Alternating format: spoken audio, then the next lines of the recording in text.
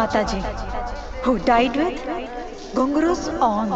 ठीक है. क्या आपको पता है एबीसीडी 2 के सिर्फ एक सॉन्ग से मयूर पुरी ने वरुण धवन के कैरेक्टर के इमोशंस और उसकी माँ की पूरी बैक स्टोरी समझा दी थी।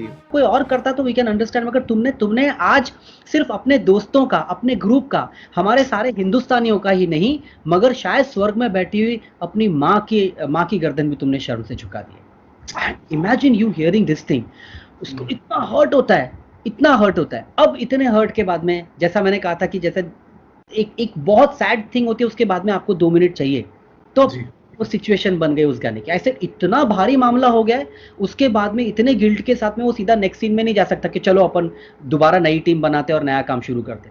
उसको गिल्ट फील होना जरूरी है, और उसकी गिल्ट के साथ में उसको उसकी माँ याद आनी चाहिए। और उसको, हमारा कोई इंटेंशन नहीं था कि हम लोग will write an ode to mother. ये एक सॉन्ग था जो ऑलरेडी सचिन जिगर के पास में था, और उसका गुजराती वर्जन में भी इट वाज अ गरबा, और गुजराती में भी यही लाइन थी कि माड़ी तारी चूंदलड़ी लहरानी, जो कि बहुत कॉमन कॉन्सेप्ट है, जो बहुत गरबों में होता है कि अरे माता का, बट वो डिवोशनल माता की बात करते हैं, वो रिलीजियस माता की बात करते हैं। I interpreted that to the normal mother, like everyday human mother's.